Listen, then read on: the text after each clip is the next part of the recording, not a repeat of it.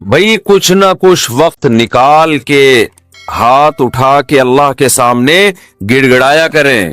آج ہم لوگوں نے دعائیں مانگنا چھوڑ دی ہیں. جب انسان اللہ کے سامنے دعا مانگتا ہے وہ اللہ سے باتیں کرتا ہے. اگر توجہ سے دعا مانگے, دعا ایسی چیز ہے کہ یہ اللہ اور بندے کا جتنا مضبوط کنیکشن بناتی ہے اتنا کنیکشن دنیا کی کوئی اور عبادت نہیں بناتی.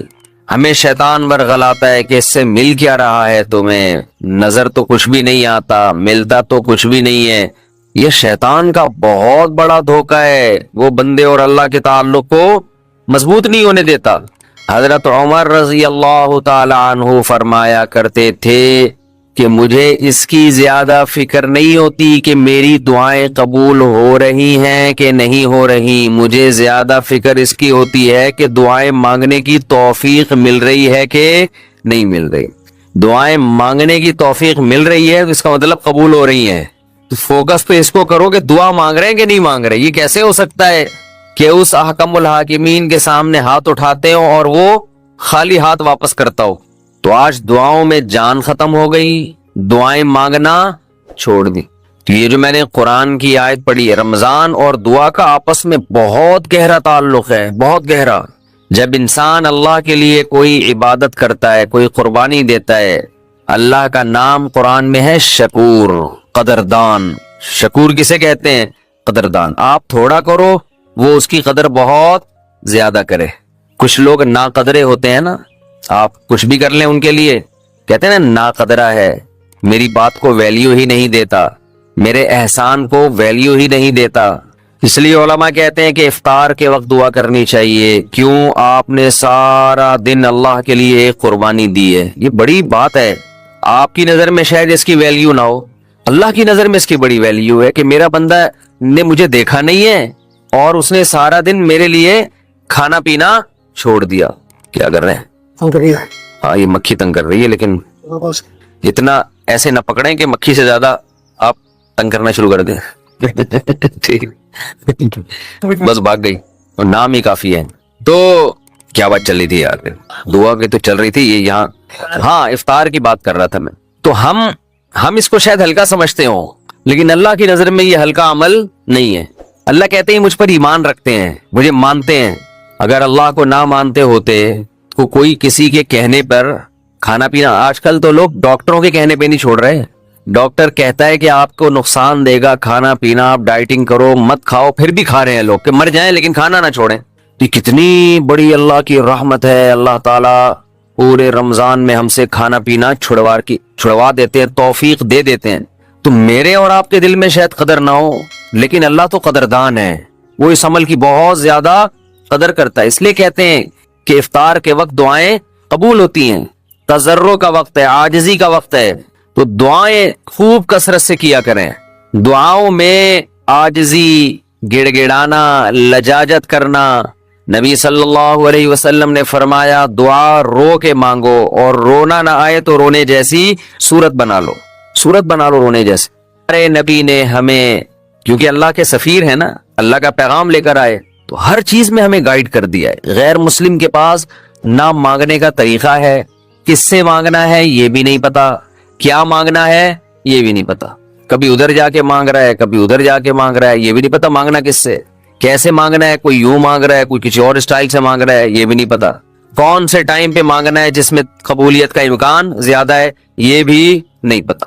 تو اللہ کے حبیب صلی اللہ علیہ وسلم نے ہمیں یہ بھی بتایا مانگنا کیا ہے, یہ بھی بتایا کس ٹائم پہ مانگنے کی فضیلت زیادہ ہے, اور یہ بھی بتایا مانگنا کیسے ہے, دل کی کیفیت کیا ہونی چاہیے, ظاہر کی کیفیت کیا ہونی چاہیے.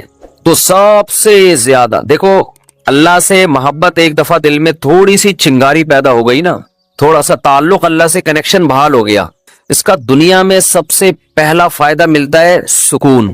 اس کا جو دنیا میں سب سے فوراً کیش فائدہ ملتا ہے نا, کیش, وہ کیا ملتا ہے؟ سکون. آدمی اپنے آپ کو محفوظ سمجھنا شروع کر دیتا ہے کہ یار میں نے اپنے آپ کو کس کے حوالے کر دیا؟ اللہ کے. سب سے پہلا فائدہ یہ کہ بالکل ایسے جیسے ڈاکوؤں کا خطرہ ہو چاروں طرف سے, اور آپ نے دیکھا جی پولیس کی 3-4 موبائلیں ہمارے گھر کے قریب آ کے کھڑی ہو گئی, آدمی لوگ سکون میں آ جاتے ہیں, یار کم از کم یہاں پر موبائل سنیچنگ نہیں ہوگی, سکون سے سو جاؤ. تو جب انسان اللہ سے مانگتا ہے اور اپنے آپ کو اللہ کے حوالے کرتا ہے, اور اللہ تعالیٰ نے مانگنے میں کوئی شرطیں نہیں لگائیں, یہ بڑی زبردست بات ہے. کوئی شرطیں نہ کہ یہ والے قوائف پورے کرو گے تو پھر مجھ سے مانگو, ورنہ تمہیں مانگنے کی اجازت نہیں ہے. کوئی چرسی ہے تو جب تک چرس نہیں چھوڑے گا مجھ سے مانگ نہیں سکتا. کوئی بے نمازی ہے تو جب تک نمازی نہیں بنے گا مجھ سے مانگ نہیں سکتا. اللہ کہتے ہیں مجھ سے یہی مانگ لو, یہی مانگ لو. اللہ میں بے نمازی ہوں, مجھے کیا بنا دے, نمازی بنا دے. جو چیز نہیں ہے وہی مانگو اللہ تعالیٰ سے. وقال ربکم ادعونی استجب لکم, قرآن کہتا ہے, تمہارا رب کہتا ہے مجھ سے مانگو, میں تمہاری پکار کو قبول کروں گا. اور کمال کی بات یہ ہے, پہلے مجھے اس آیت کی تفسیر سمجھ میں نہیں آتی تھی. اللہ کہتے ہیں مانگو میں تمہیں دوں گا, نہیں مانگو گے ایسے متکبرین کے لیے میں نے جہنم کی آگ رکھی ہے بھائی, یہ سمجھ سے بالاتر. میں آپ سے کہہ رہا ہوں مجھ سے قرضہ مانگو, آپ کہتے ہیں شکریہ جی آپ نے آفر کی, ضرورت ہوئی تو مانگیں گے, نہیں تو ٹھیک ہے جی بہت شکریہ. میں کہہ رہا ہوں اگر نہیں آئے نا مانگنے کے لیے, پھر دیکھو میں گنڈے بھیجوں گا, کٹ لگواؤں گا. آپ کہو گے یہ کون سا طریقہ ہے بھائی, یہ مجھ پر احسان کر رہے ہو یا گن پوائنٹ یہ زبردستی کروا رہے ہو کام. سمجھ میں آ رہی ہے بات کہ نہیں آ رہی ہے؟ آپ کہو گے یہ کون سا احسان کا طریقہ ہے. میں آپ سے کہہ رہا ہوں کہ آپ میری دعوت پہ آئیے گا, مجھے بڑی خوشی ہوئی ہوگی, آپ کہیں گے تھینک یو, بہت شکریہ آپ کا, آپ نے یاد کیا. پھر میں کہتا ہوں اگر نہیں آئے نا گنڈے بھیج کے میں کٹواؤں گا. آپ کہو گے یہ زیادہ ہو گئی ہے, یہ کیا ہو گئی ہے, یہ دعوت نہیں ہے, یہ تو ایک طرح کا جرمانہ ہے میرے اوپر لگا دیا تم نے. میں آپ سے کہتا ہوں بھائی میں علاقے کا ناظم ہوں, میں علاقے میں یہ تھانے کا میں ڈی ایس پی ہوں, کوئی مسئلہ ہو میرے پاس آنا. آپ کہیں گے سر آپ کا بہت شکریہ, آپ کا ٹرانسفر ہوتا ہی آپ نے سب سے پہلے مجھے یاد کیا, کوئی بھی ضرورت ہوگی آپ کو بتاؤں گا. آگے سے تڑی لگا دی, اگر تمہیں کوئی ضرورت پڑی اور نہیں بتایا نا ہے بھائی, سب سے پہلے لاکر میں تمہیں ڈالوں گا. تو آپ کہیں گے سر یہ آپ مجھے عزت دے رہے ہیں, یہ میری توہین کر رہے ہیں, تعجب کی بات ہوگی کہ نہیں ہوگی؟ تو اللہ تعالیٰ تو یہی انداز اختیار کر رہے ہیں کہ مجھ سے مانگو میں تمہیں دوں گا. ان الذین یستکبرون عن عبادتی سیدخلون جہنم داخرین, نہیں مانگا تو ایسے لوگ ذلیل ہو کر جہنم میں داخل ہوں گے. یہ کچھ بات سمجھ میں آ رہی ہے بھائی؟ یہ تو عجیب سی بات ہے نا کہ مانگو, نہیں مانگا تو میں نہیں چھوڑوں گا تمہیں. اصل بات یہ ہے کہ علاقے میں ایس ایچ او آیا, کوئی محلے کا دادا آیا, وہ آپ سے کہتا ہے کوئی پرابلم ہو بتانا, آپ کہتے ہیں بڑی نوازش آپ کی, پھر بھی آپ اس کو پرابلم نہیں بتاتے, وہ غصہ نہیں آتا, اس کو غصہ نہیں آتا, اس لیے کہ وہ مخلوق ہے, وہ عاجز ہے. اسے پتا ہے کہ بعض دفعہ بندے کو کام پڑتا ہی نہیں ہے, بعض دفعہ پڑتا ہے تو اس کے کوئی دوسرے تعلقات ہوتے ہیں, بعض دفعہ کام پڑتا ہے لیکن وہ چاہتا ہی نہیں ہے کہ کام وہ ایسا ہی رہے معاملہ. لیکن اللہ کے ہاں یہ تینوں آپشن آپ کے پاس نہیں ہے. آپ یہ کہیں کہ اللہ تو نے مجھ سے کہا تھا کہ میں تجھ سے مانگوں, لیکن میری کوئی ایسی ضرورت ہی نہیں جو میں مانگوں تجھ سے, یہ کہہ سکتے ہو کیا ہے بھائی؟ اس کا مطلب تم اللہ سے مستغنی ہو گئے. اللہ کے دیے بغیر بھی تمہیں دائیں بائیں سے تمہارے کھانچے کھلے ہوئے, جو اگر کھلے ہوئے ہیں تو وہ کھانچے کس کے اختیار میں ہیں؟ وہ تو اللہ کے ہاتھ میں. آپ یہ بھی کہہ سکتے ہو کہ مجھے اس لیے مانگنے کی ضرورت نہیں کہ میرے تو سارے مسائل حل ہو رہے ہیں, میں صبح میری جاب لگی ہوئی ہے, میری تنخواہ ہے, ایک ملٹی نیشنل کمپنی میں اچھی سیٹ پر بیٹھا ہوا ہوں میں, میری سیلری گھر آ جاتی ہے, مہنگائی بھی نہیں ہے, پیٹرول بھی نہیں حکومت نے سستا کر دیا ہے وغیرہ وغیرہ, تو اب تو کوئی مسئلہ ہی نہیں ہے.